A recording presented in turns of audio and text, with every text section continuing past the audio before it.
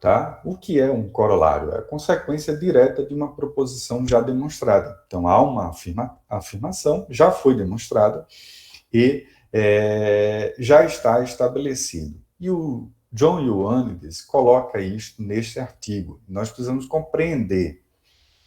E quando eu falo que é um artigo seminal, eu quero dizer que é um ponto de partida para a compreensão dessa discussão.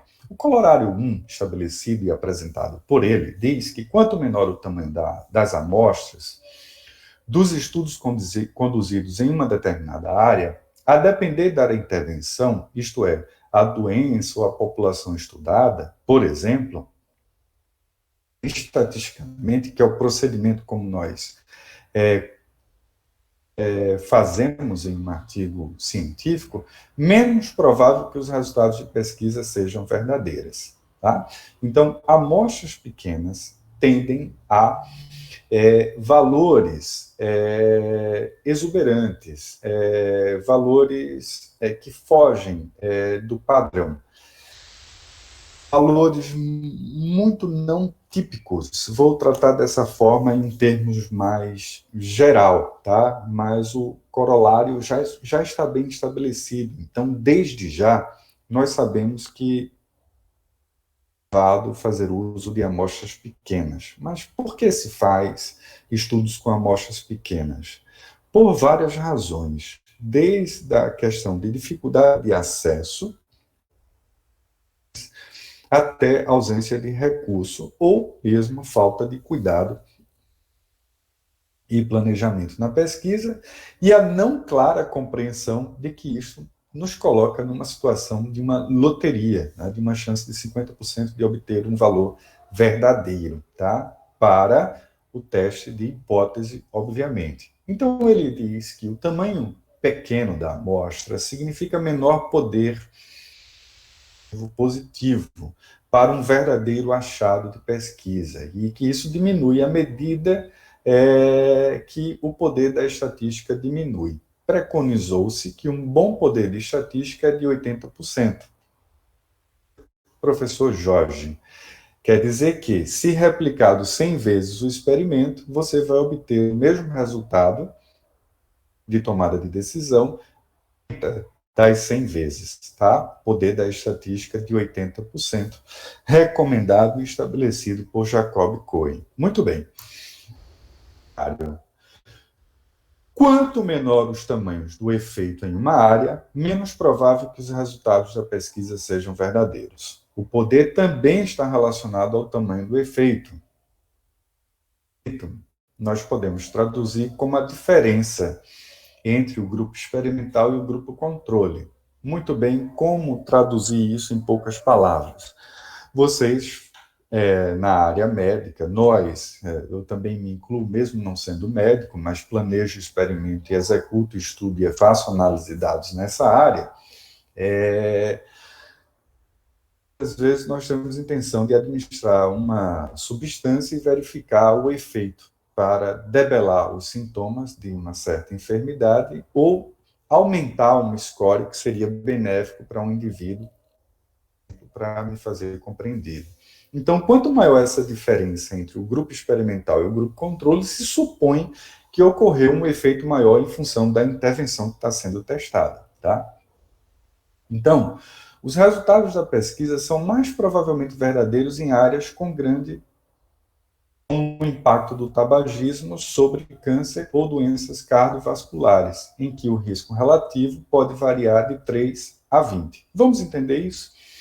O risco relativo de 3 quer dizer que uma pessoa que está exposta ao fator de risco tabagismo tem 3 vezes mais chance de desenvolver um carcinoma ou uma doença cardiovascular. Isto considerando o limite inferior desse risco relativo. Nós considerarmos o limite superior, que é de 20, isso quer dizer que uma pessoa que tem o hábito do tabagismo tem mais chance de desenvolver câncer ou uma doença cardiovascular. Então, este tamanho, esta razão, esse risco relativo é que dá a dimensão do efeito. Não é o valor P, lhe dar a possibilidade de tomar a decisão de rejeitar ou aceitar H0. efeito ele é avaliado pela medida de tamanho do efeito, neste caso, contingência 2 por 2, em que as linhas são representadas pela presença ou ausência do fator de risco, e as colunas são representadas pela presença ou ausência do desfecho. O efeito é medido, a depender do desenho da pesquisa, por o que se chama de odd ratio, razão de chance, ou risco relativo. Tá? Nesse caso aqui, o nosso exemplo é de risco relativo. O tamanho do efeito tende a ser pequeno. Exemplo, fatores de risco genéticos para doenças multigenéticas. Relativo, nesta área em particular, pode variar de 1,1 até 1,5, que é um efeito muito pequeno, trivial, em termos de risco relativo. O que isso quer dizer? Vamos avaliar o limite inferior e o limite superior. 1,1 quer dizer que para cada pessoa em risco, um indivíduo em não risco. 1,1 pessoa em risco e um indivíduo em risco. É par e passo, praticamente a mesma coisa. Muito próximo de 1. Então, para cada indivíduo que não foi exposto ao fator de risco, você tem 1,1 indivíduo que foi exposto ao fator de risco. Então, não dá para estabelecer um bom tamanho de efeito e determinar uma explicação viável, verdadeira, para um evento desta natureza. O seu limite superior pode variar até 1,5. 1,5 indivíduo indivíduo exposto ao fator de risco genético, você tem um indivíduo não exposto ao fator de risco. Então, há 1,5 mais chance de desenvolver uma doença multigenética do que aquele que não está exposto ao fator de risco genético. É um efeito muito pequeno, é muito arriscado estabelecer uma relação de explicação com base em um efeito desta natureza. Mas pode-se, é possível encontrar significância. E esse é o problema. Como o foco da maior parte das pessoas está na significância, há um certo esquecimento em avaliar o tamanho deste efeito. Tá? O corolário de número 3 diz que quanto maior o número e menor a seleção testados em uma área, os resultados da pesquisa sejam verdadeiros. Maior número é maior quantidade de estudos. E menor seleção de relacionamentos testados é se você observou as pesquisas com menor grau de viés, observou meta-análise, que agrega vários resultados de várias pesquisas, também no desenho de pesquisa, na evidência. Você está levando em consideração o quê? A opinião de um especialista, em consideração um ensaio clínico que está na fase 3. Então, se você vai realizar um estudo e tem como base a informação, tá, de qualidade, uma informação que passou por uma boa curadoria, por uma higiene, a exemplo de uma meta-análise, de uma revisão sistemática, isso lhe coloca mais próximo de uma evidência verdadeira. Uma busca a esmo, a exemplo de colocar uma palavra-chave no Google, tá, acadêmico ou no Google típico, isso lhe coloca numa situação de insegurança, tá? Utilibilidade da sua revisão da literatura. Não recomendo proceder dessa forma, mas manda quem pode e obedece quem tem juízo. Na minha opinião, eu levaria em consideração o estado da arte, tá? Que seria uma revisão sistemática e meta-análise para decidir se você vai fazer um estudo ou não. Por que, professor Jorge?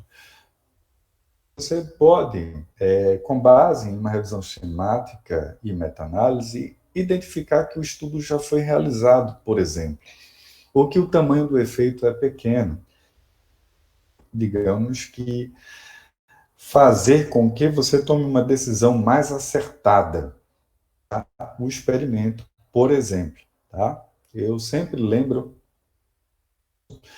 que certa vez eu fui requisitado a auxiliar na análise de um estudo e, ao fazer o cálculo e encontrar uma decisão de não rejeitar a H0, a hipótese nula, a pessoa que estava ao meu lado começou a chorar.